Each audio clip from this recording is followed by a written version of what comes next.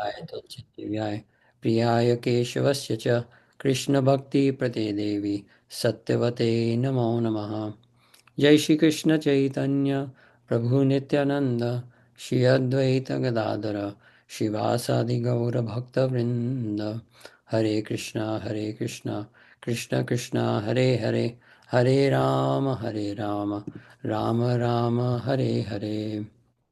So first of all, I'd like to offer my millions of obeisances unto the lotus feet of my divine spiritual master, Nityalapa Vishnu Vishnupada Paramhamsa Parivrajacharya Stotra Shishimad Bhaktivedanta Narayan Goswami Maharaj, and also say millions of obeisances unto the lotus feet of Nityalapa Vishnu Vishnupada Stotra Shishimad Bhaktivedanta Swami Maharaj Srila Prabhupada, and all the Rupa Nuga Gaudiya Guru Varga. And I pray to their lotus feet that whatever we discuss today, may it be in accordance with their Vani, may it be in accordance with their moods and bhavs, and may we understand those and imbibe those within our heart and lives. So Hare Krishna, dear devotees, thank you very, very much for attending our Upadeshamrita series. And today is, I believe, class number 20. So for those of you who stuck around, I really very much appreciate that because this is a detailed study. So as usual, we will begin by um, reciting a prayer that our previous acharyas have sung in glorification for Srila Rupa Goswami. So Srila Rupa Goswami is the head of our sampradaya. He's the Makara. He's the king of the Makaras, or the king of the great fish in the sea or in the Sindhu of bhakti. So in this way, Srila Rupa Goswami is our most worshipable because it is through him in the form of Srila Rupa Goswami, and through him in the form of Sri Rupa Manjari, or in the form of her. So in this way, we worship Srila Rupa Goswami in order to obtain our most beloved goal. So in this very famous bhajan, Sri Rupa Manjari Pada, then Narottam Das Thakur, the writer of this bhajan, the author of this bhajan, he discusses that when he is separated from Srila Rupa Goswami, how he feels. So in this way, our acharyas are showing that separation is a very, very high mood. Most are interested in meeting, but also separation is just as important. Just like we hear oftentimes about milan and viraha, that is meeting and separation by our gurujanas, similarly the acharyas display this even with our fellow devotees.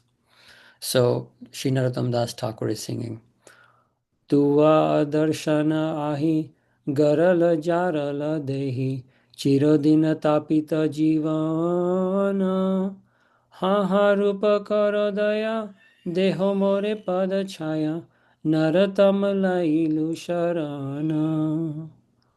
So the translation of this verse, your absence from my vision is like a snake that has corroded my body with poison. The remaining days of my life will pass in the burning fire of separation. Alas, O Srila Rupa Goswami, be merciful and give me the shade of your lotus feet. There, Narottam is taking shelter. So, just like if one approaches the jungle and somehow a snake comes in the path. Now, that snake is coming all of a sudden, and let's say that snake bites you. That happens in such a big instant, and instantaneously the body is filled with poison, such that it causes great pain. Similarly, the disappearance of a Vaishnav, it happens suddenly within one's life, because no one can predict when the disappearance of a Vaishnav happens. But when it happens, it is like a snake bite. It causes so much pain and separation because it is only with the association of exalted Vaishnavas like Srila Rupa Goswami, like our Gurujanas, that we are able to maintain ourselves in this material world. So, for those of you who've had the association of exalted Vaishnavas, then you know that those are the happiest moments in one's life. And even when unknowingly or knowingly we don't realize their presence of being so rare, but when they disappear, we certainly feel that those days were the most special days of our life. So similarly, Sri Narottam Das Thakur is praying in this way in separation from Srila Rupa Goswami.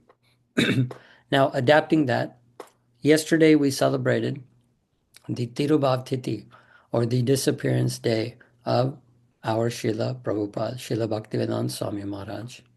So in an adaptation of that verse, I changed a few words in order to sing the glories of Srila Prabhupada. तुआ दर्शन आही गरल जारल देही चिरदिन तापित जीवन प्रभुपाद कर दया देह मोरे पद छाया एयदम लाइलु शरण. So similarly, because Srila Prabhupada, though most of us have never met him physically, but he has given us so much. After all, for those of us in the West, definitely it is only due to the mercy of Srila Bhaktivedanta Swami Maharaj Prabhupada that we have come in this Krishna conscious movement. Because without him, there would be no establishment for Gaudiya Vaishnavism in the West. It was through his extraordinary effort and, frankly speaking, miracle that he performed when he was present on this planet, that Krishna consciousness and the Hare Krishna mantra is a household name today. So due to his overwhelmingly great efforts, even at such an elderly age, with so much physical tolerance, so much physical difficulty, so much mental difficulty, so many troubles sometimes, it was due to the efforts of Srila Prabhupada that we are sitting here today. So my extremely humble obeisances unto his divine lotus feet, and that may he be merciful to us and help us understand this Upadeśāmṛta by Srila Rupa Goswami. So today's topic is a fun topic. Today's topic is a topic about some of our most favorite things. Because the truth is, in the devotee realm or in the devotee spiritual life, there's not a lot that we can relate to with many materialistic people. So materialistic people often enjoy parties, often enjoy going out to clubs and bars, etc., and go out on so many things that devotees are generally hesitant to do. Of course, devotee parties are the Kirtan festivals or the Harikatha festivals. That is our party. But one thing we can definitely share great joy in is food, and that is prasad. So today's topic is about bhunkte, bhojayate, caiva, or eating and feeding with great love the prasad of the devotees. And this is in context of the fourth verse of Śrī Upadeśāmṛta, which is describing the 6 symptoms of loving association that we can have with devotees. So we will discuss some fun pastimes, actually, and we'll discuss some very nice stories about bhunkte, bhojayate, caiva. And hopefully we'll also address this in a very practical manner, not only just from a Shastric perspective, but even in a practical manner, because when we are dealing with prasad and devotees, it sometimes becomes a sensitive matter. All right, so let us first recite the verse. If anybody would like to unmute and recite the verse, that would be wonderful. I would very much appreciate that. You can do so now if you like.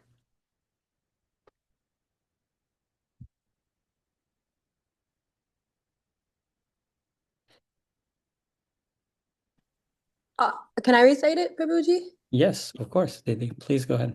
Pronounce. Tadati pratigunati guyam akyati prachati bhunkte bhojate caiva sadvidyam priti lakshanam. Wonderful. Thank you very much, Didi. Anybody else?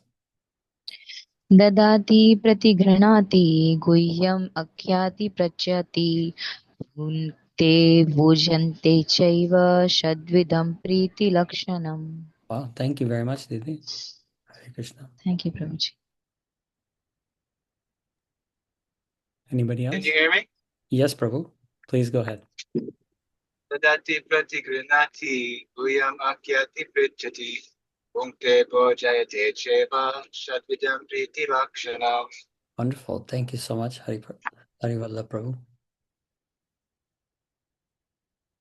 Am I audible? Yes, Yes. please go ahead. Dandavat pranam. Dadati pratigrihಣāti guhyam ākhyati pritchati bhunkte bhojayate caiva shadvidham prite lakshanam. Wonderful. Thank you so much, Didi. So many devotees are singing this verse. I'm very happy. All right. So, dadati pratigrihಣāti guhyam ākhyati pritchati bhunkte bhojayate caiva shadvidam priti lakshanam. So these 6 symptoms of loving association, that is offering dadati, offering devotees items in accordance with their requirements. Pratigrhanati, that is accepting items given by the devotees also. Then guhyam akhyati prichati, which is one that we discussed in our previous class. That is sharing or revealing to devotees one's own confidential realizations about bhajan, or even in regards to spiritual life. And then finally, asking them about their realizations. What is it that they are experiencing in their bhajan? What are some of the struggles that they might have had in their spiritual life? This is Guhyam Akhyati Prichati. And today we will discuss bhunkte bhojayate caiva. That is, sharing the most important item for any program, the most important item often in a devotee's life, that is prasad, food remnants given by the devotees, feeding them and also receiving them, eating them. So in this way, this is Shadvidam Priti Lakshanam, 6 ways of giving love to one another. Now, in the Purport by Srila Prabhupada, Srila Swami Maharaj, he gives a very simple example of these 6 things. See, oftentimes devotees, we make things very complicated, or we try to complicate things when it comes to relationships with others. But Srila Prabhupada gives a very simple example of a businessman coming to visit another businessman in his own town. So just like 2 businessmen who have mutually beneficial desires from one another, they have a desire to conduct business so that they both profit. But they do these sort of things. They, for example, they perhaps invite each other to a meal. They go to each other's office or place of business. They discuss with one another the different things that they are going through in their businesses. And in this way, they develop a bond or a relationship that they hope can be a long-lasting business relationship that will give them fruitful results for the rest of their life. So Srila Prabhupada is saying, business people are doing this on a daily basis. Then devotees should also understand that we should also have love amongst each other. So it's very simple. It's very simple. In one sense, just being a nice person is the instruction in this verse. We can share with one another these various things, and Srila Rupa Goswami is giving us that so that we remind ourselves that we should deal lovingly with the devotees. So we will, as usual, take the comments or the tikas of the previous acharyas. Now, Sri Radha Raman Das Goswami had no commentary on this particular verse. His only commentary was, this verse is very straightforward, that one should understand it on their own. So similarly, it is a very simple verse, actually, that we should just be a nice person. We should exchange love with the devotees, and in this way develop good friendships with them. We'll also take the commentary of Srila Bhaktivinoda Thakur, Srila Bhaktisiddhanta Saraswati Thakur Prabhupada, and Srila Bhaktivedanta Swami Maharaj Prabhupada. So Srila Bhaktisiddhanta Saraswati Thakur Prabhupada, in all of the verses thus far, he has warned us about developing very close relations with those who are not devotees.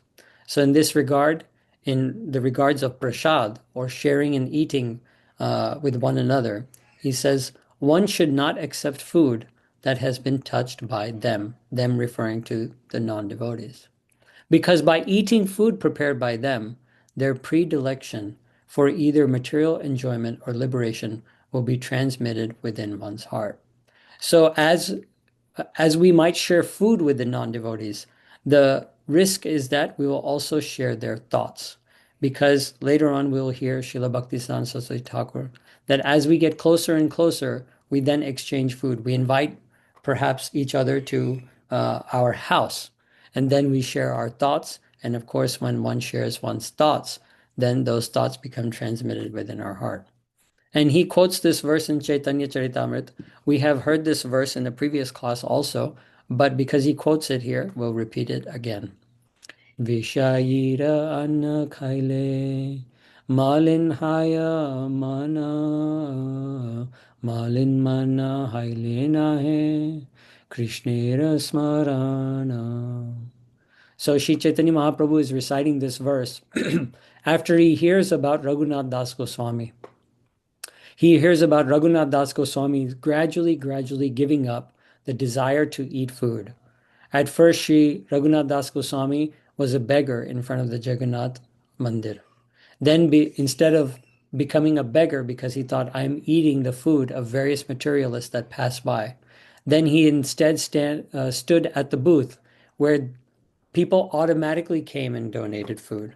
Rather than begging and saying, oh, please give me food, he stood at the booth and accepted whatever came. So when Śrī Chaitanya Mahaprabhu heard this, then he was very pleased. And he said to Sarup Damodar Goswami, he said this verse, and it's translated as, when one eats food offered by a materialist, one's mind becomes contaminated. When the mind is contaminated, one is unable to remember Krishna. So in this way, food is not just the nutritional facts that are presented on the back of a packet when we purchase it. Instead, food also has the consciousness of those that cook it. So that consciousness enters into our mind and affects us. Therefore, Śrī Chaitanya Mahaprabhu is saying that when we eat from a materialist, then that materialist mindset also contaminates our spiritual life. So Srila Prabhupada continues and says, also, one should not feed these three types of persons who possess an enjoying spirit. Eating food prepared by them or feeding them increases one's affection for them. So in this way, this is a summary of that verse. And then he continues, exchanging love with devotees who are of the same aspiration as oneself and who are affectionate to oneself enhances one's bhakti. So because that is true, the vice versa is also true. That is, when we exchange prasad or exchange love with devotees, then that enhances our spiritual life as well. Therefore, in summary, offering and accepting items, revealing confidential realizations to one another, serving and accepting food are all activities that increase in affection. One should not perform these activities with those of different aspirations in life than one's own. So this is very practical because, frankly speaking, even in our day-to-day life, perhaps if we are grihastha and we're interacting with so many other types of people, then we don't do these things. We don't share gifts with those whom we are not very close to. We don't share certainly our private matters, and we don't even have meals with them. So similarly, Srila Prabhupada is saying that we should be very careful when we are sharing priti, sharing love and affection, that to make sure to do that with those who have the same aspiration in life. And we have heard over and over in this series, snigdha swajatiya swato vare, that those who are affectionate to us, those who have the same goal as us, and those who are superior than us, those persons are whom we should interact with. Now, Srila Bhaktivedanta Swami Maharaj Srila Prabhupada gives a similar angle, but he gives us some instructions on how we should share this prasad with one another. So he says, when a devotee distributes prasad, remnants of food offered to the Supreme Personality of Godhead, in order to maintain our spirit of devotional service, we must accept this prasad as the Lord's grace received through the pure devotees. We should also invite pure devotees to our home, offer them prasad, and be prepared to please them in all respects. This is called bhunkte, bhojayate, caiva.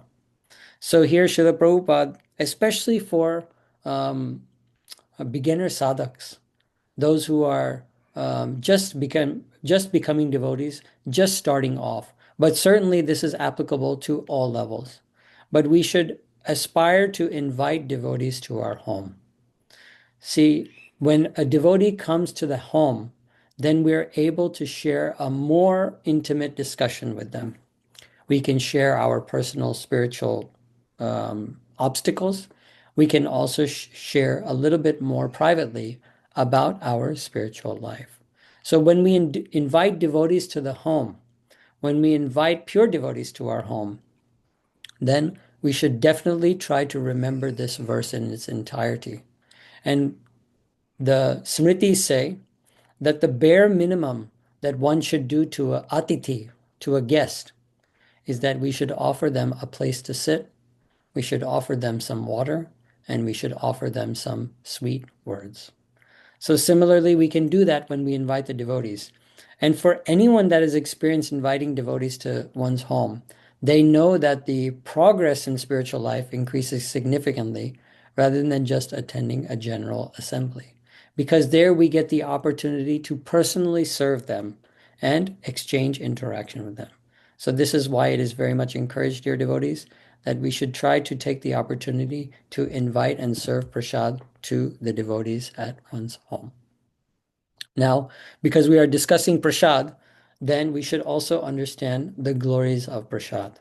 So the glories of prasad, I'm sure that many of you have heard this, that they are endless. But let's try to take some specific quotes from our acharyas and some specific verses from Shastra that describe the glories of prasad. So Srila Gurudev is quoted to say, Mahaprasad is Krishna. Everything of Krishna is like Krishna.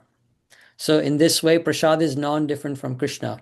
And there's a very famous saying, I heard this from Srila Bhaktivedanta Dandi Maharaj, prasada. So for those of you who know Hindi, then prasada. Pra, Prabhu, and then sa, ka sakshat, and the, darshan. So prasad is Prabhu ka sakshat darshan, which means prasad is non-different than the Lord himself. It is like taking the darshan or taking the vision of the Lord in oneself, directly in oneself. That is prasad. So when we take prasad, we often sing this very famous prayer. And we all sing it before we take prasad. Mahaprasade Govinde Nama Brahmani Vaishnave Swalpa Punyavatam Rajan Vishvaso Nevajayate. So when we sing this verse many times, at least myself, I didn't actually know the meaning. We just memorize the verse, we sing it before we eat, and then we go on about our business of eating prasad. But this verse is actually really important because it translates as the following. Persons who are not very highly elevated in pious activities cannot believe in the prasad of the Supreme Personality of Godhead, nor in Govinda, nor in the holy name of the Lord, nor in the Vaishnavas. So the glories or the mahima of the prasad of the Supreme Lord, Mahaprasade Govinde, and also in the name Nama, or Brahmani, the pure devotees of the Lord, or the Vaishnavas. The Vaishnavas are all the rest of the devotees of the Lord. Mahaprasade Govinde, Nama Brahmani Vaishnave, Swalpa Punyavatam Rajan. O king, this was spoken to the king. Swalpa, meaning so many lifetimes of punya, until one accumulates so many good deeds, then he can understand the glories of prasad. Otherwise, vishvaso nevajayate. He will not be able to understand the glories of prasad. So prasad is very important, and especially in our spiritual life, it's one of the joys that a devotee has within their life. We restrict ourselves from so many things in life in accordance with Shastra and in accordance with our Guru Jana's instructions. But prasad seva is a beautiful seva, one that almost every devotee enjoys. So previously we learned about controlling the Vegas, and Srila Bhaktisiddhanta Saraswati Thakur Prabhupada said that when one is trying to control the jivva or the udara, that is the tongue or the belly, but in the case of prasad, there is no need to control. So when one controls just by eating prasad, that itself is jivva vegam. So in this way, prasad is given great importance in our spiritual life. Now, Srila Gurudev speaks something very important. And he says, Mahaprasad is Krishna. And everything of Krishna is like Krishna. So we should try to serve Mahaprasad. We pray, O Mahaprasad, Please give us your mercy so that we can understand you and realize you, so that we can serve you, so that our worldly desires will go away, and so that Krishna Prem will manifest in our hearts. So Prasad has the power to give us Krishna Prem. And we have heard so many stories of devotees whose lives are transformed when they took Prasad. And even knowingly or unknowingly, that Prasad has an effect. Because Gurudev says this is the speciality of Mahaprasad. It gives Krishna Prem. Krishna Nam, pure Brahmans, and pure Vaishnavas are all non-different from Krishna himself. Nam and Nami, that is the holy name, and the possessor of that name, Sri Krishna, are the same. Swalpa punyavatam rajan vishvaso neva jayate. Those who have actually served Krishna, Gurudev, and Vaishnavas can realize all this. So in this way, Gurudev is singing the glories of Prasad. And in this video, he tells us the mood of how one should take Prasad. So let us listen to Srila Gurudev's own words about Prasad. You eat prasadam, Mahaprasadam, never do eat it like offense. Can you eat Krishna? No, but you should not eat. You should serve. No, never eat. Always serve. Don't do chant and utter Harinam. Or serve Harinam. Don't hear Harikatha. Because these mortal ears cannot hear transcendental words. So we should try to serve all Harikatha, past and present. I want to serve. In this. When you are going to duty, we never see, we cannot take darshan. So when we go, only we understand that, oh, you are so merciful. Oh, you should keep our one plans to us. So this mood of serving. So in this way, when we have the mood of service towards Prasad, or Harikatha, or the holy name, that's when we will realize Krishna Prem. So Srila Gurudev is describing that even when one takes darshan of the deity, the Vigraha, that we don't actually take the darshan. We are simply praying and hoping that, oh sweet Lord, oh Sri Radha Krishna, you please look at me, because only by your merciful glance may I be able to see you. Similarly, this Prasad is non-different from you. I remember when we attend Navadvip Parikrama and we go to the Prasad hall, some devotee, this was a few years ago, they put up some signs on the pillars of various quotes by Srila Gurudev or the Acharyas about Prasad. And this quote, do not eat Prasad, serve Prasad. Prasad is non-different from Sri Krishna, was on the pillar.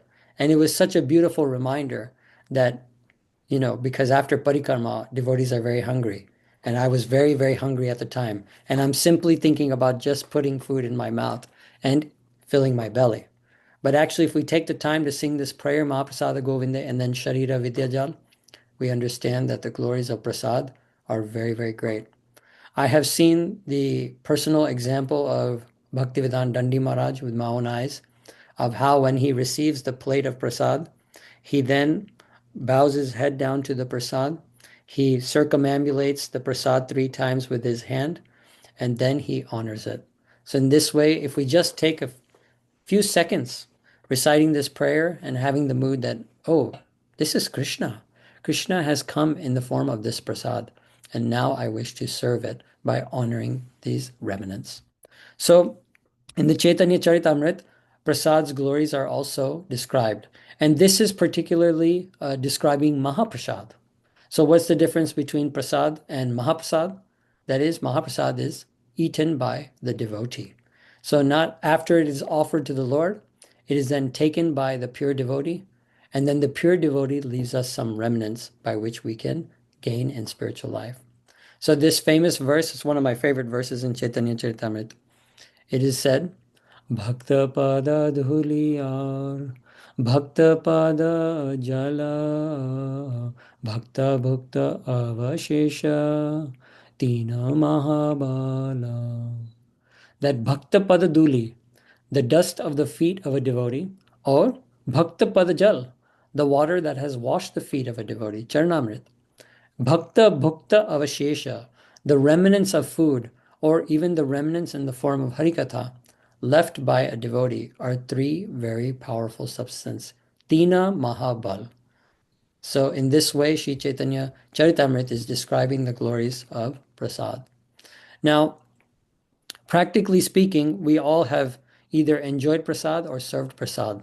But sometimes we should also learn the appropriate behavior for serving prasad, particularly when it comes to inviting devotees to our home and serving them prasad in a loving way.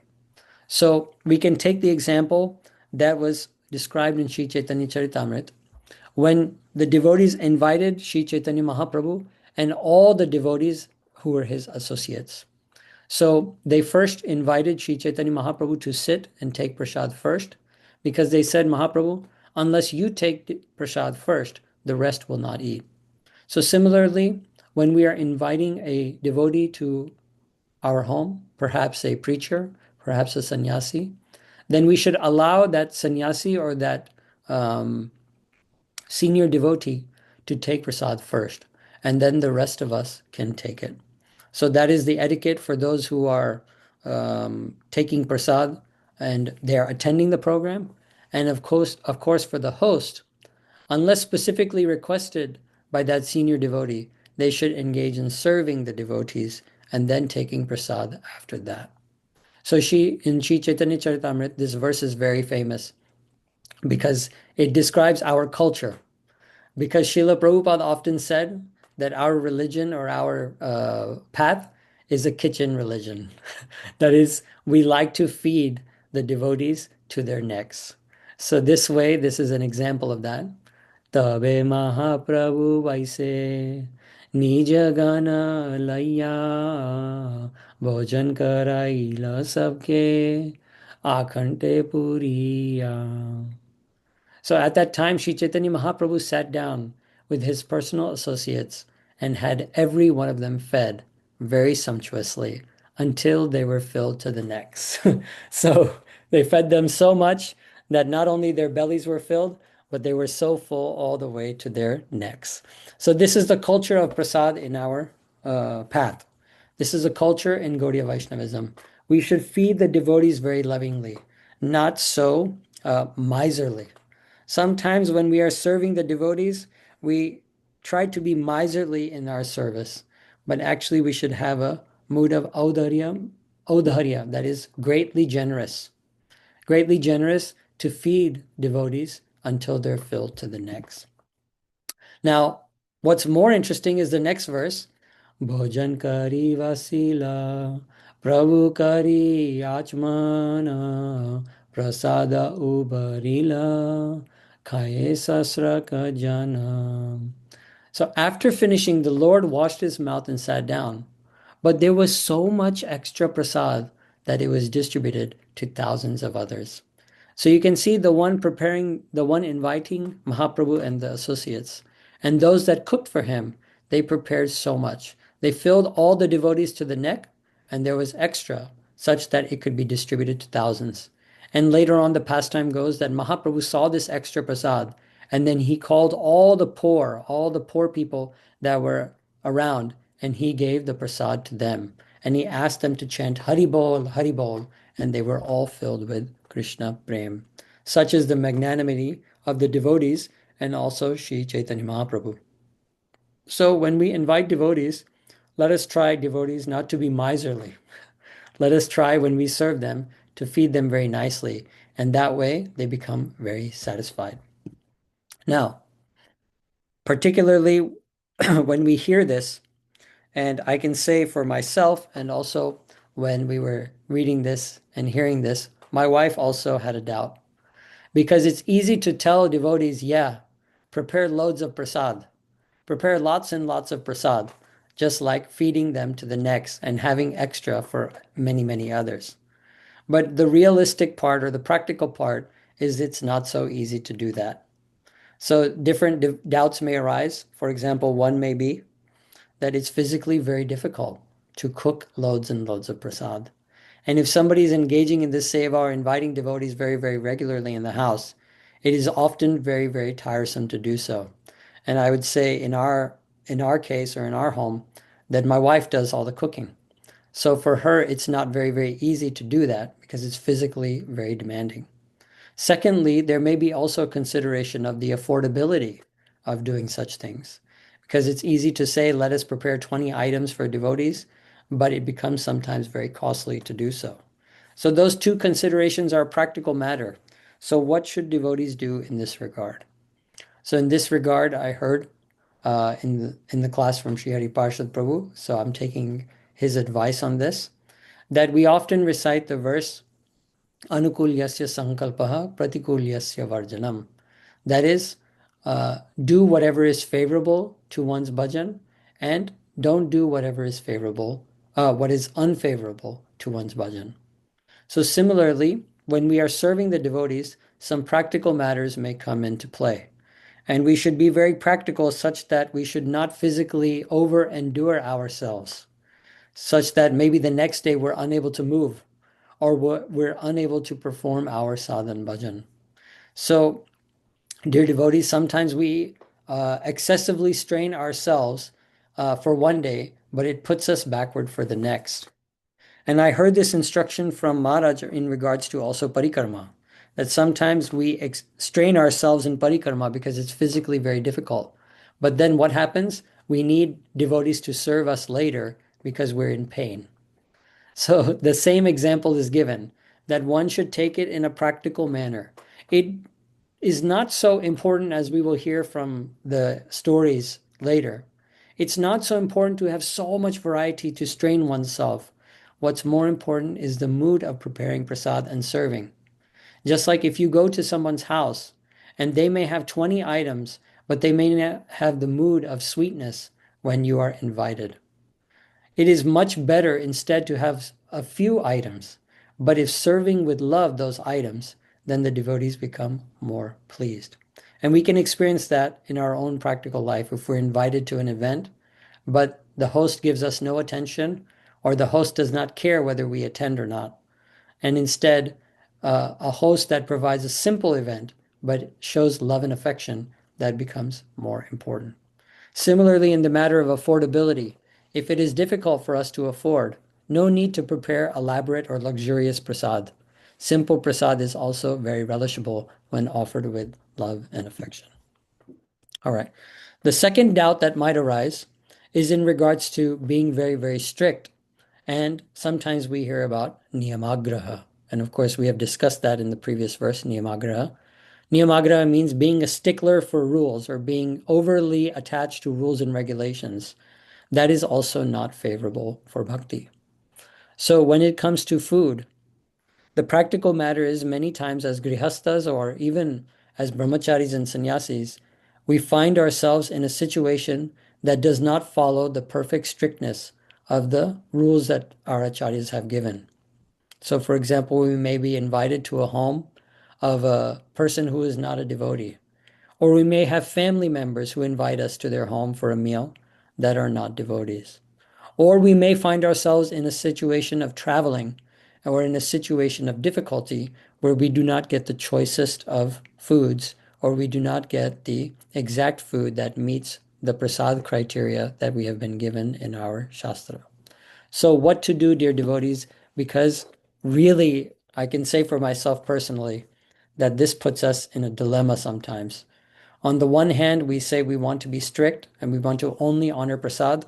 As Sri Chaitanya Mahaprabhu said, that eating anything other than prasad causes us the loss of the memory of Krishna.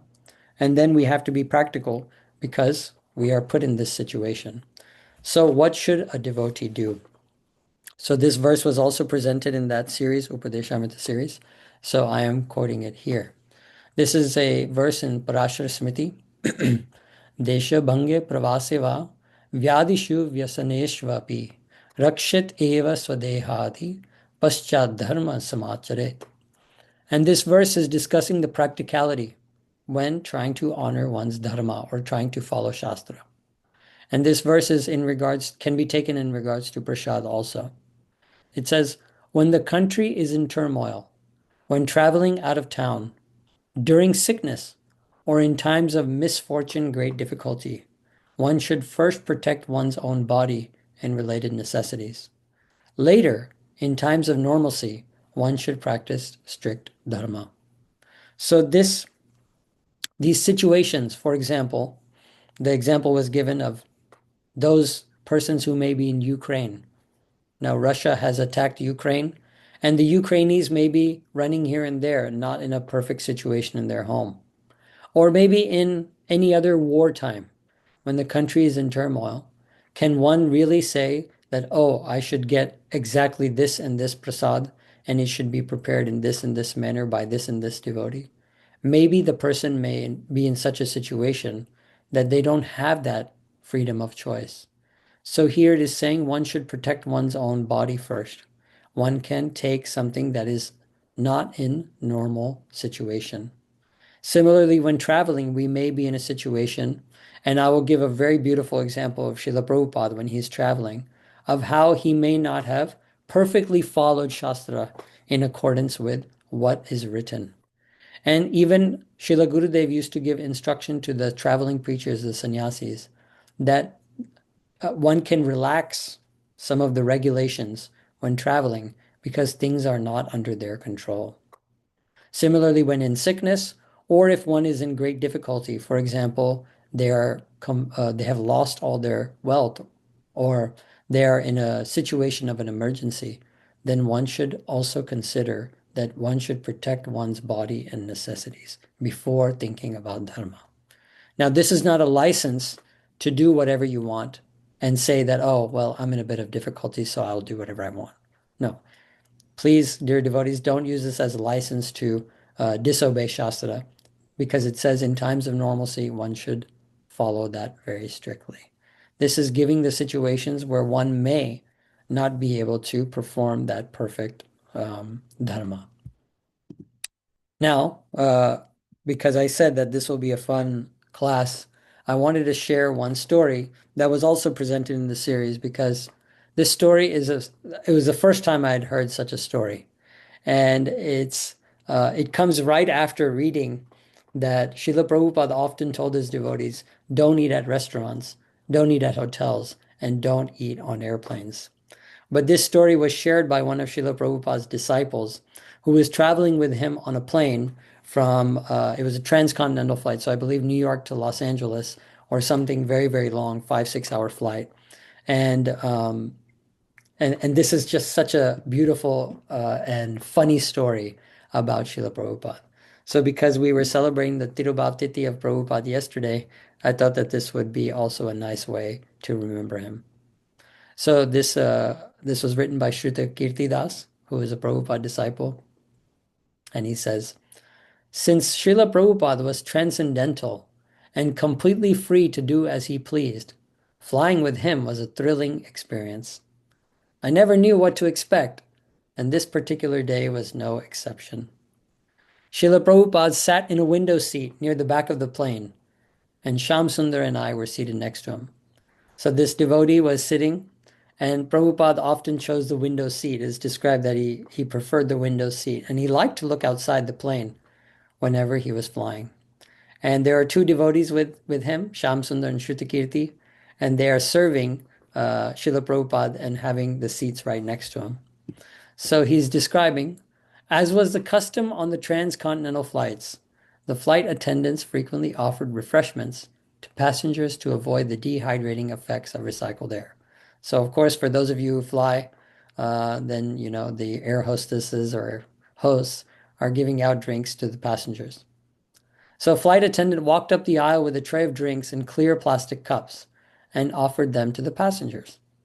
What is that? Srila Prabhupada asked me as she approached our seats. Oh, that's 7-Up, Srila Prabhupada, I said. Would you like some? And he said, yes, let me try it. So for those of you who are in America, you know 7-Up is like Sprite. But for those of you in other countries where 7-Up may not be there, it's like the Sprite or the Limca, where it's a lemon lime drink with sugar, and of course it's a carbonated soda.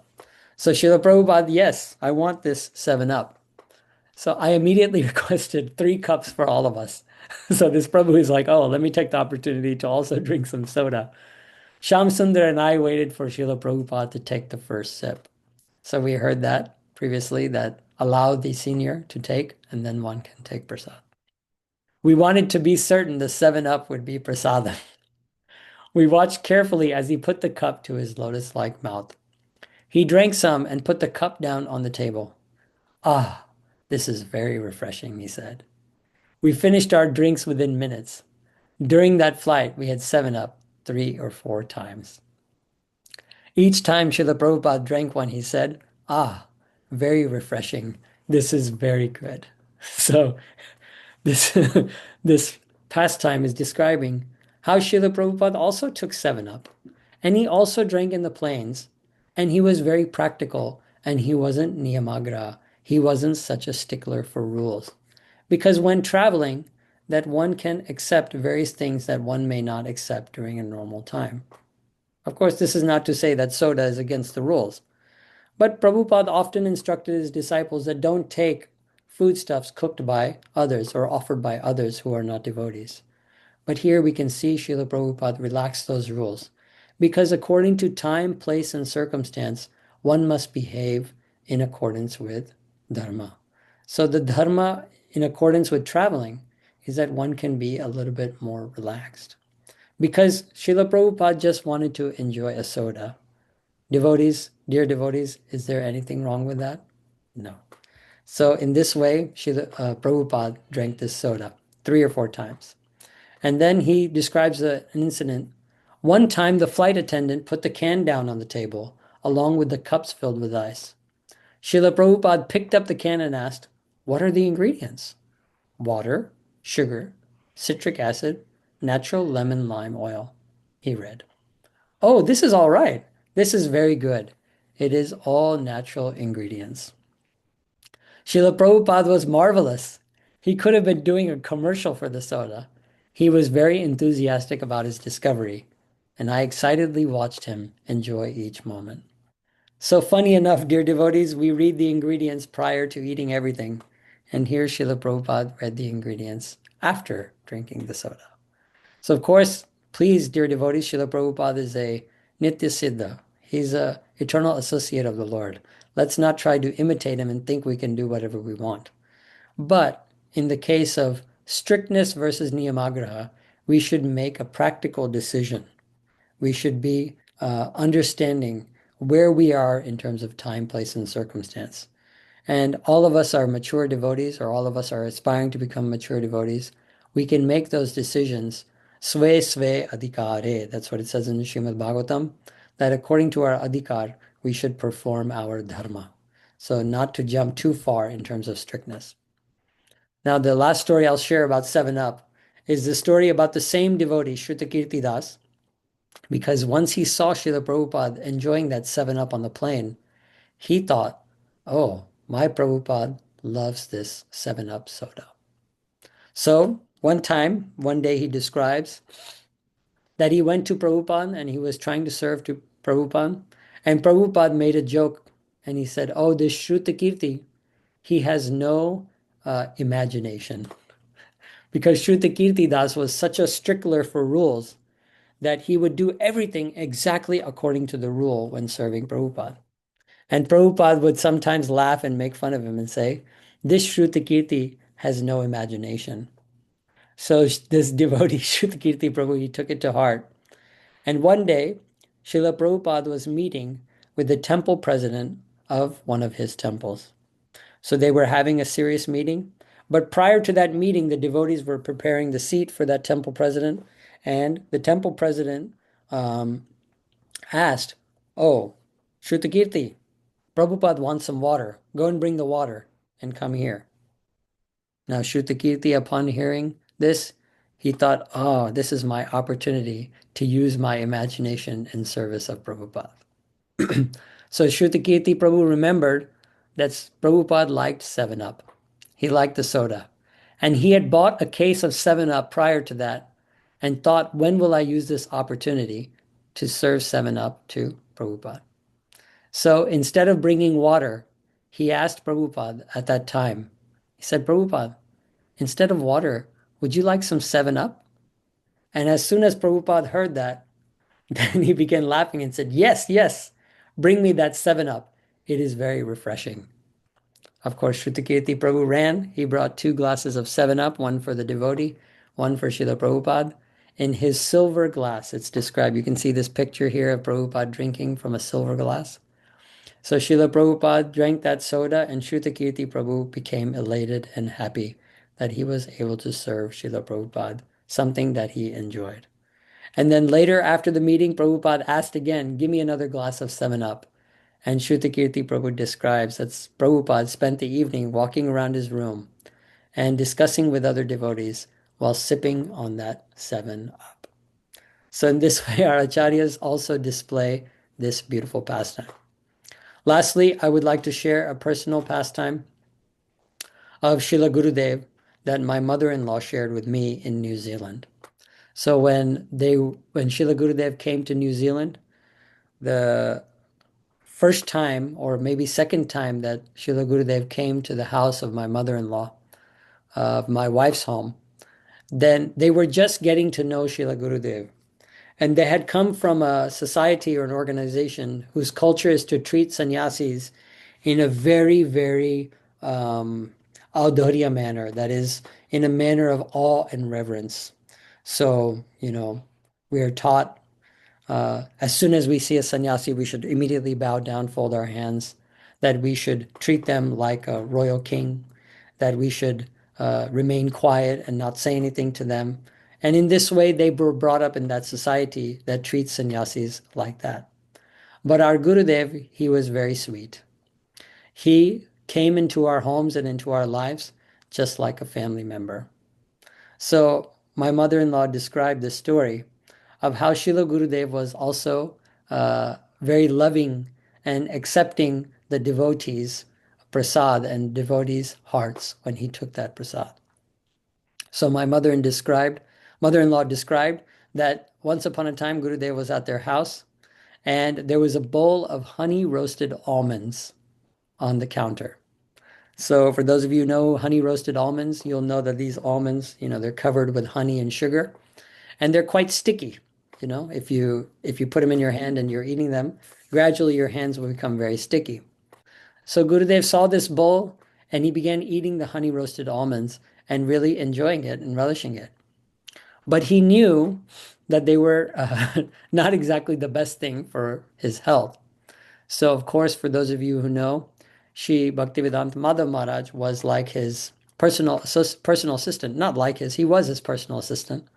But he was also having the mood that I'm like his doctor. He would restrict Gurudev from eating many things. And he would say, no, Gurudev, you cannot eat this. This is not good for your health. And whatever the doctors told Gurudev, don't eat urad dal, don't eat this, don't eat sugar like this. So Madhav Maharaj would be the stickler to prevent Gurudev from eating such things. And he did this wonderful service for decades. I mean, frankly speaking, if it wasn't for him, Gurudev's health would be in a different situation. So, all glories to his service. But anyways, my mother-in-law is describing Gurudev's eating these honey roasted almonds from the bowl. And then Madhav Maharaj stops him. But Gurudev, desiring to eat the love that my mother-in-law is giving, and also the almonds, because he finds them tasty.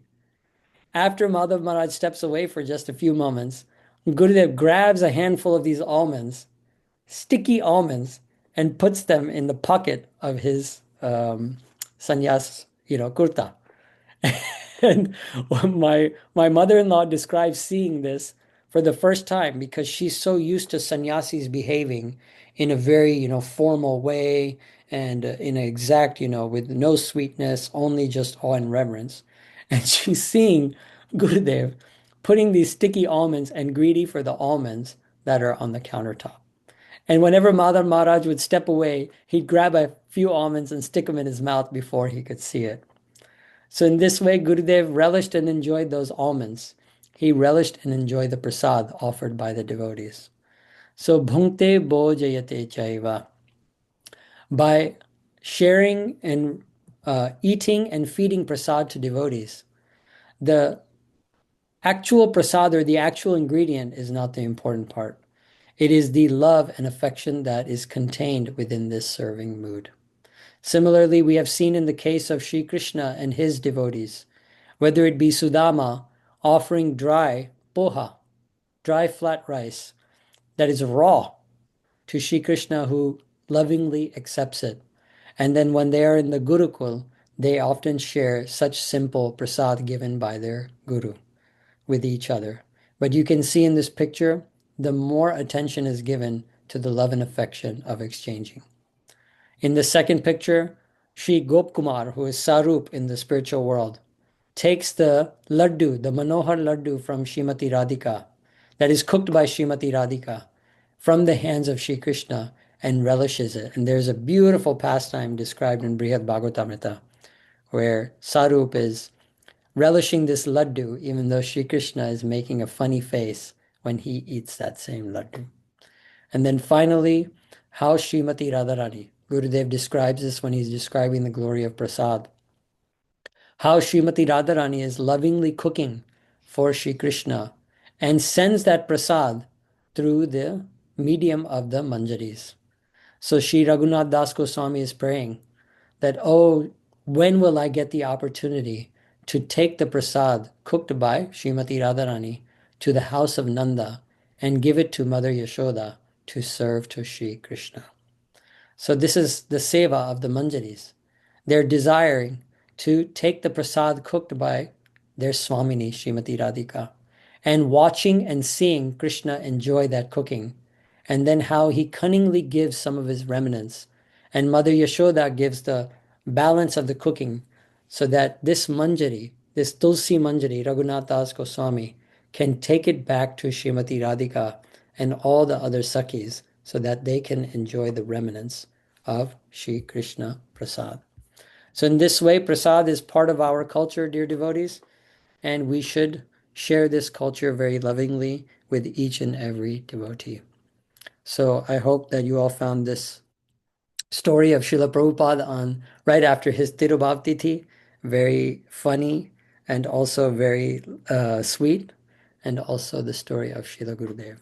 So with that, we'll end here, dear devotees. Thank you very much. Vanchakalpatarubhyascha kripa sindhubhyevacha patitanam pavanebhyo vaishnavebhyo namo namaha.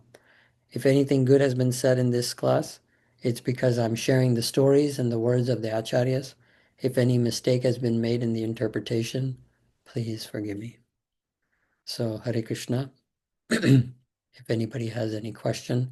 Unfortunately, we are not having the association of our dear hosts, Damodar Prabhu or Jai Shri Didi. They are serving their Guru Maharaj and attending the parikrama. My best wishes and thanks to them. And also thanks to Srimati Radhika Didi for the Hindi translation that is going on simultaneously. So thank you for those sevas. Hare Krishna. So if anybody has any question, they can unmute.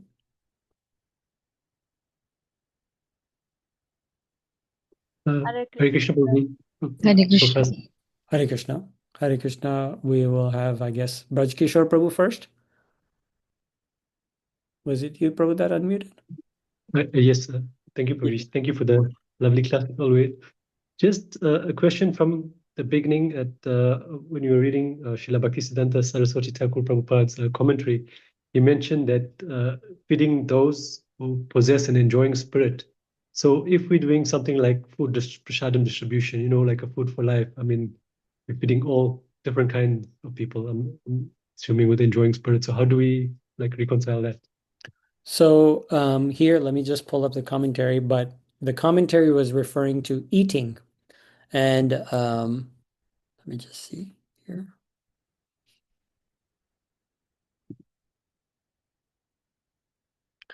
When we are performing the seva, so you're referring to who possess and enjoy eating food prepared by them, or feeding them increases one's affection for them. But when we are doing the seva of prasadam distribution, who are you doing this seva for, Prabhu? For service of Guru Varga and for their betterment as well, so that they improve their consciousness by taking prasadam. So when we are serving the Guru Varga, and our Guru Varga has instructed that we should do prasadam distribution to anyone and everyone for their spiritual benefit, does your affection increase for them for their mental ideas or for their enjoyment propensity? or does your affection increase for them that you are trying to uplift their spiritual life? Yeah, definitely the second one, for the upliftment. Right. So Srila Prabhupada is referring to when we are feeding those and we naturally get affection, then we're exchanging the ideas from them and imbibing those ideas within our life. But I'm sure for those of you who have performed prasadam distribution, we are actually trying to give our idea, meaning the idea of spiritual life, into those whom we feed. So in one sense, it is actually a method of preaching and prachar. So this prasadam distribution cannot be considered in that same way because we are not exchanging ideas. We are actually giving our shastric idea or our spiritual life idea. So I hope that answers your question, Prabhu. Yes, it does. Thank you, Prabhu. There was someone else that also unmuted. I don't know who it was. Hare Krishna, Prabhuji. Hare Krishna, Didi. Prabhuji, actually, that was not the question, kind of a question, but it's my realization whether I'm going in a correct direction or not. So, like we often go to temple, and every Sunday, Saturday we do have our session. So we used to have the Mahaprasad, which is offered to the Lord. And now, from devotees, from senior devotees, we ended up receiving Mahaprasad very often. So when we consume it, so at the starting point of our devotion, we feel, oh my God, we got the chance to honor this prasad. We are feeling so overwhelmed, and we ended up indulging and having the taste of the Mahaprasad. And now I feel like if I don't get Mahaprasad also, then also I am happy by consuming the food which I offer to the Lord, and I am not very hungry of the Mahaprasad. I feel good whenever somebody offers or somebody gives us to honor the prasad. But what the words I'm not getting, but the urge to have very badly Mahaprasad, which has been reduced. So it's a right or wrong, like, or to cherish in a Govindas or to cherish the prasad in a bistro. The sense to have the prasad is reduced to a certain level. So is I'm going to the right direction or a wrong direction? Please throw some light upon it. Okay, so thank you, Didi. Let me make sure I understood the question clearly. Maybe I may have misunderstood the question or not understood it very clearly. But is my understanding that when you are taking prasad at the temple or during the program, when you're referring to Mahaprasad, you're referring to the remnants exactly from a devotee, or you're just referring to the prasad that is being distributed during the program? Kind of both, but not the remittance, but the food, the prasad which is distributed after the program. Sometimes like the Mahaprasad also, because Mahaprasad have a lot of variety. So at the beginning we feel to have the Mahaprasad very badly. No, I want to have, I want to. But now the sense of having very badly Mahaprasad, now this has been decreased. Chalo milta hai to theek hai, we'll consume it. If we'll not get the Mahaprasad, then also it is fine for us. This is the realization that this is the feeling that I'm getting. So is it right or is it wrong? Okay, so I will try my best to answer the question, but please let me know if I'm not answering it directly in the way that you want. So when we are taking prasad and we are initially very eager to take prasad, this is very good. This is uplifting for our spiritual life. And we should definitely try to honor some prasad whenever it is being offered. Even if, for example, maybe due to health concerns or even allergy or health, any reason whatsoever, we can take one very small amount of prasad. That can be even as little as 1 grain, just to honor and serve it. So this is a very good habit for us, and it is recommended by all the previous acharyas. Now, we also should come to the maturity, and this was discussed with when we discussed Jivva Vegam and Udra Vegam, sorry, that we should be mature enough to not look at prasad just from a tasty aspect. Or even if we receive less prasad than we want, that we should be mature enough not to criticize or not to judge a program based on its prasad.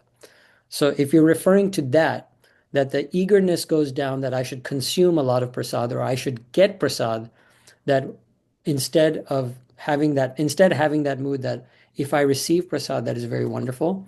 If no prasad is available because of some shortage or some other reason, then I also am very, very happy to do that. But as hosts, as devotees who may conduct a program, we should attempt to give some prasad in every program. It's something that I learned, unfortunately, the hard way, because oftentimes I used to think that conducting a program, prasad is not necessary because I myself don't cook. So sometimes I could not arrange prasad for devotees. And so therefore the emphasis was, okay, let's perform kirtan and harikatha, that is sufficient. But actually prasad is a very, very integral and important part. And I learned that in my own personal life because I'll just share one story, that there was a devotee here in Houston who was attending classes, but we never used to serve prasad because it was difficult for me to arrange prasad for them. So they would attend, but one of the devotees' husbands actually did not want to attend. He would actually sit outside the temple, and he would rather sit outside than attending the program. That was the situation at the time. And but somehow, uh, this female devotee, she started talking to me and asking questions after class, and somehow it came in my mind that, her husband is standing outside. Let me send something for him. And so I ran into the temple kitchen, and there was a small plate from Thakurji's direct prasad, Mahaprasad. And I just put it into a little container and I said, give this to your husband and tell him thank you for bringing you to class. So she took it to her husband. This happened for several weeks. Somehow it just came in the mind. I cannot explain why it came in my mind. It just came in my mind. Lo and behold, a few weeks later, this person who used to just avoid the class and sit outside, he would rather sit in his car than come and attend, started attending the classes. And he started coming and he became more and more and more enthusiastic. And I would say now he's one of the most enthusiastic, and he's always serving all the devotees. He's attending so many programs, kathas, he's advancing very nicely. And I would attribute this, and he even attributes this, to the glories of prasad. So we should know the glories of prasad. We should be enthusiastic to receive prasad, but we should be mature enough that if we do not get it according to our tongue's desire, or we do not want to honor so much because of our health, that we should still always try to take the opportunity to serve. Because as Gurudev says, there's no difference between prasad and Krishna. So if Krishna were to appear in front of you, would you not be eager, Didi?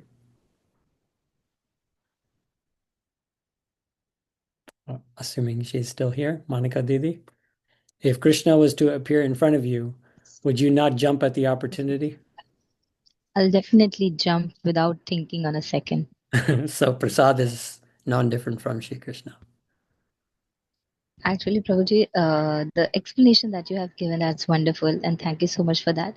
But the slightest different what I have asked, actually, so I'll frame it properly and then I'll ask. Yes, Didi, please go ahead.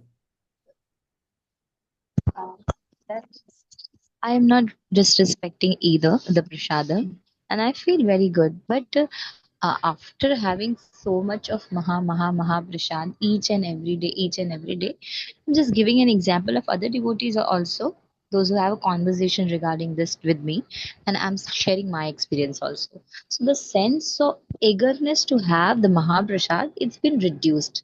Not that the point of view of that I'm disrespecting the Mahaprasad, but I feel that okay, if I'm not getting Mahaprasad from now onwards, but I get the some simple prasad only, but some simple dal roti also, then also I feel happy.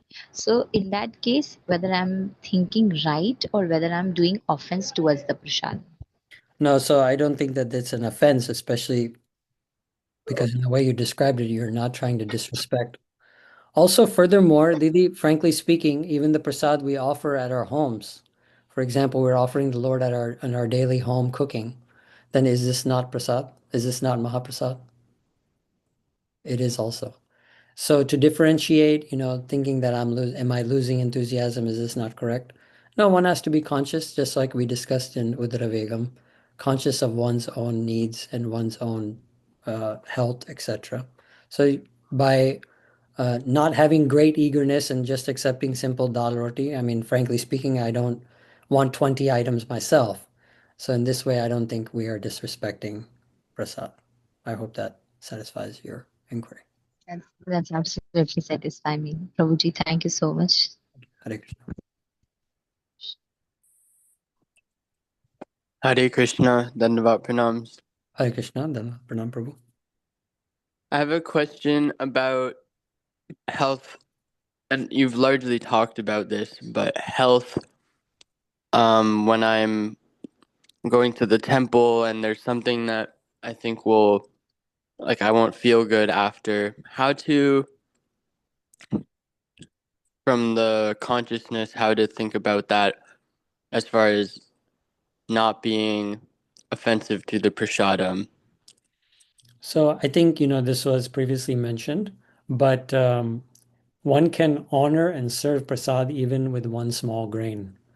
It's not necessarily that we have to fill ourselves to the neck or even eat a full plate.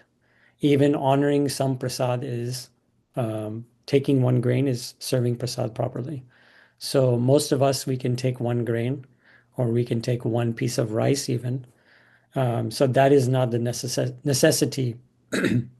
Now, if someone is,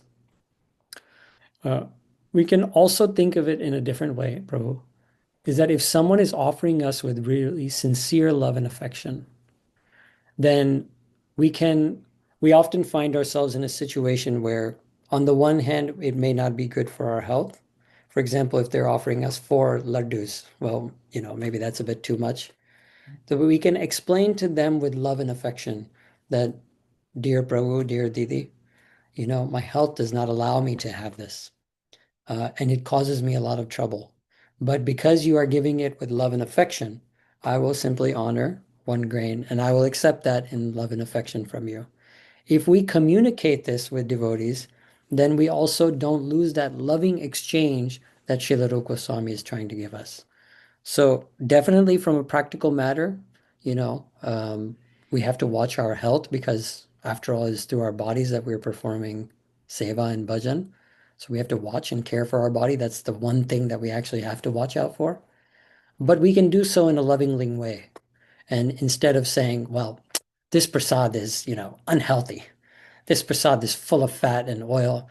I don't like any of it. Why did you cook this way? Those devotees who are doing the cooking, they know how much effort is being put into it. So we can honor that effort and exchange our love with them by showing them just this small amount or eating this small amount. So I hope that answers your question, Prabhu.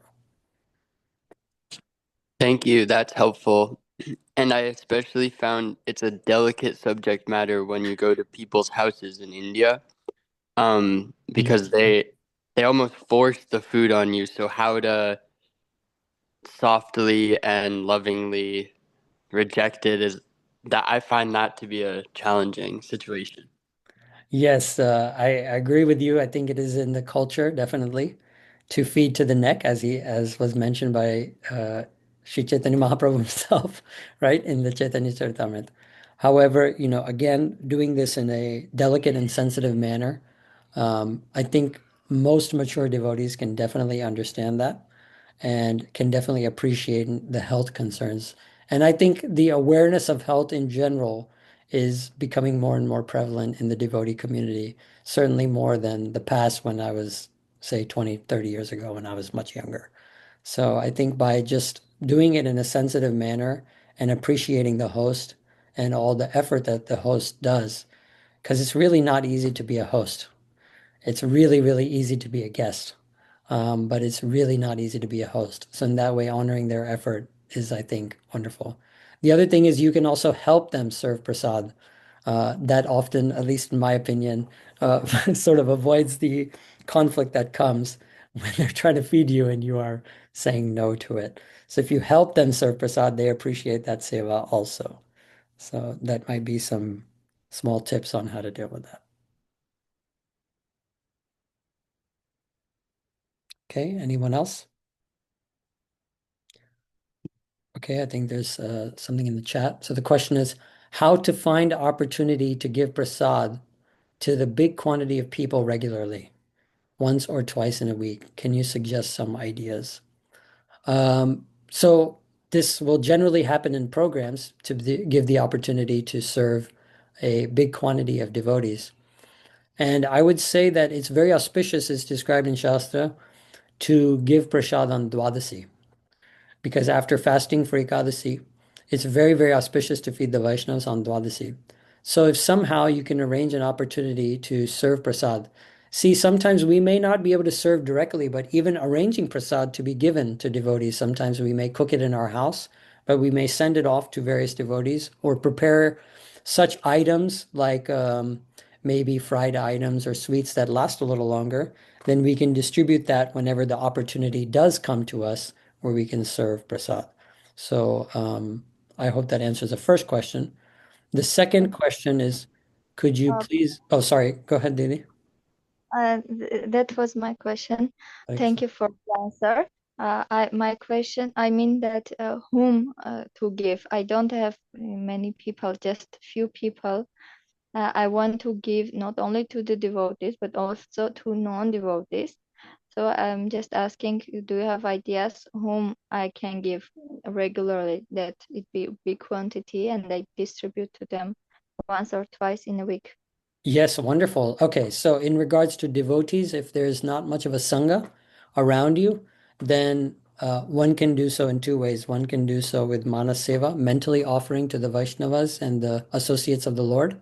But you want to physically give big quantity, then I would say whenever you do get the opportunity, whenever you do, whether it be rare or whether it be very often, then I would definitely try to do it with all one's effort, such that whenever you are performing your smaran seva, remembrance of performing seva to the devotees, then you can remember those feelings and those sentiments in your heart.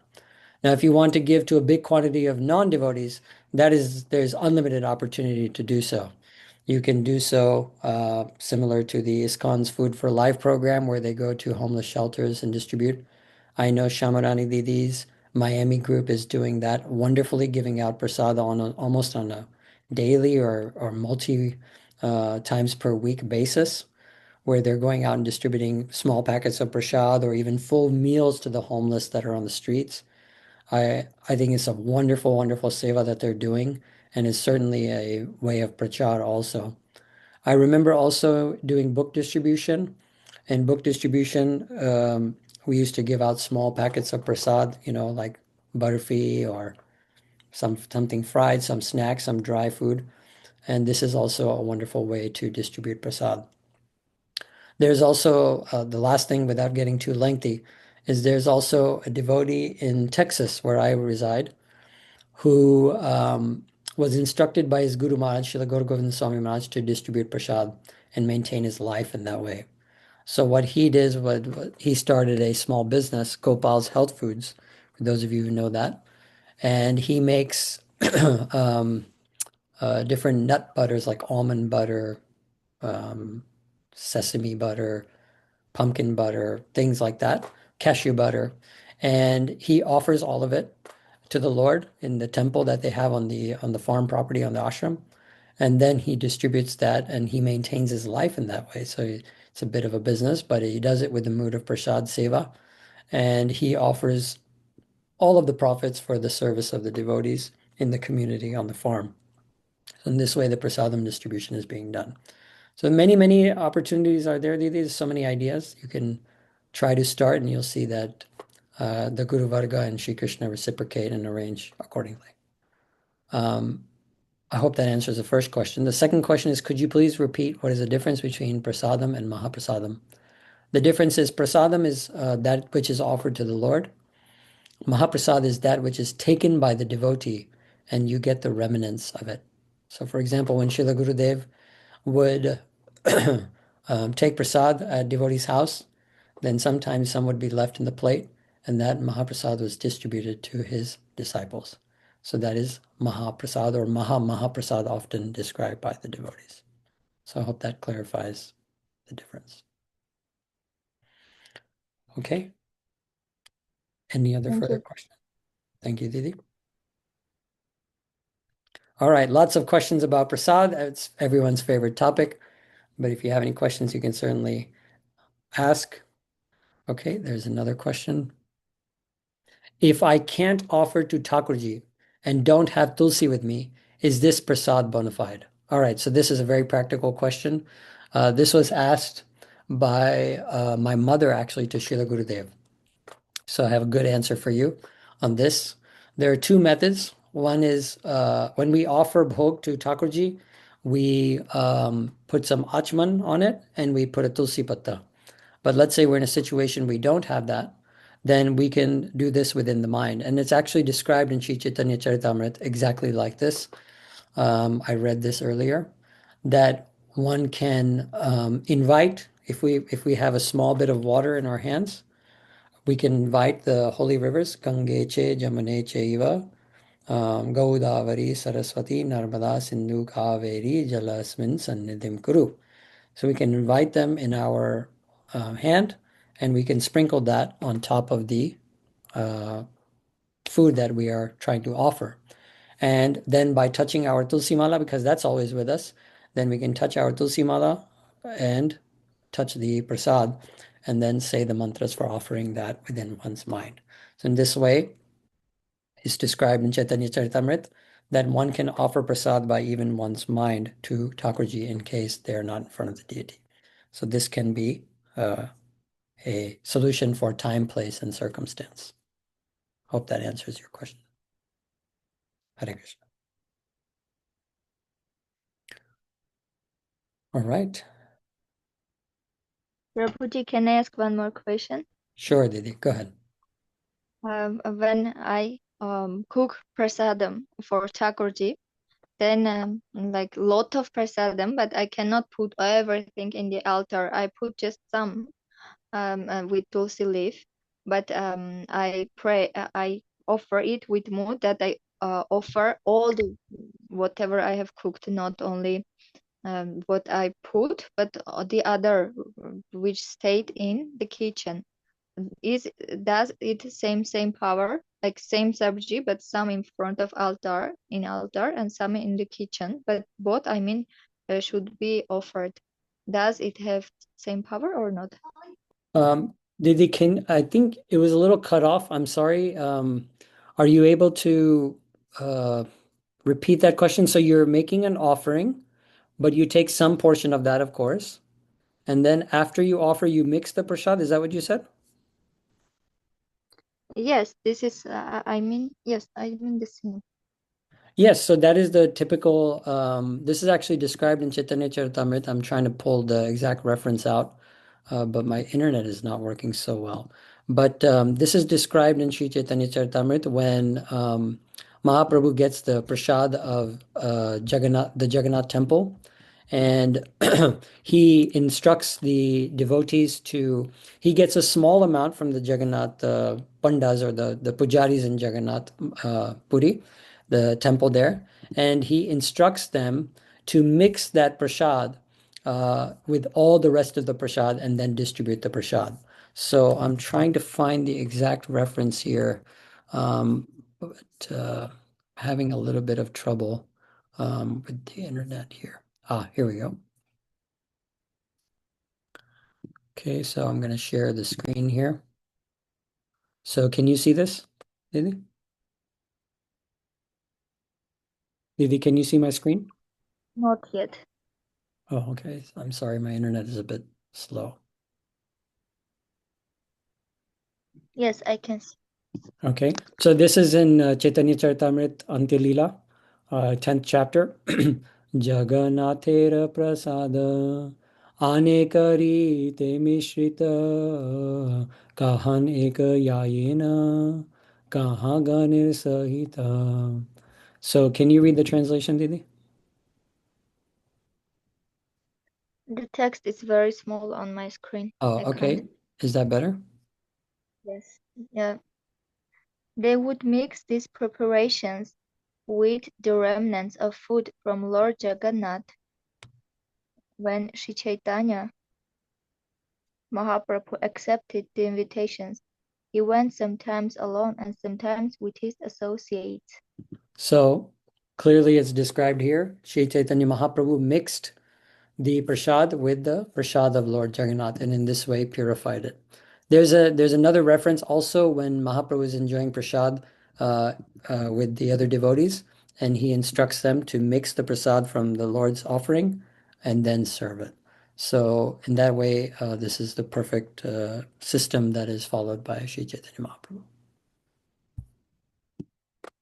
Thank you very much. Okay. Okay, another question in the chat box. What is the proper way to honor leftover prasad?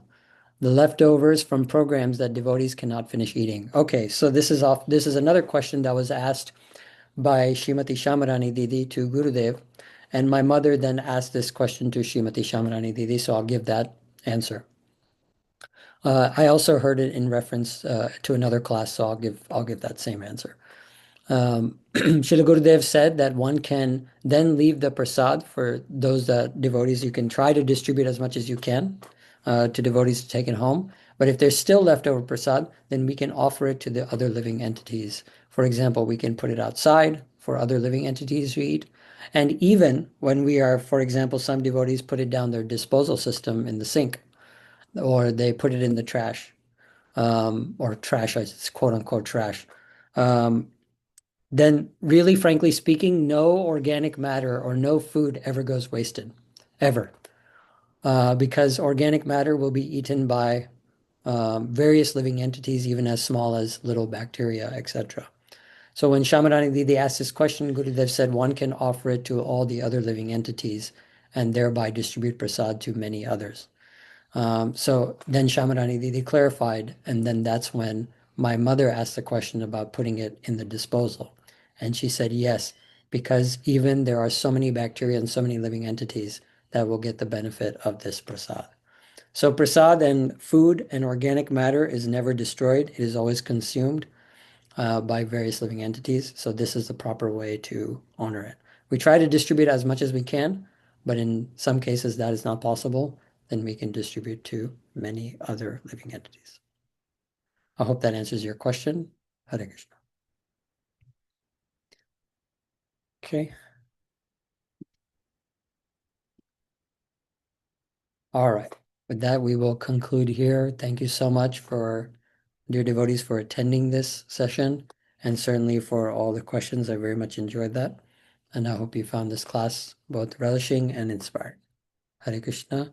We will see you next week.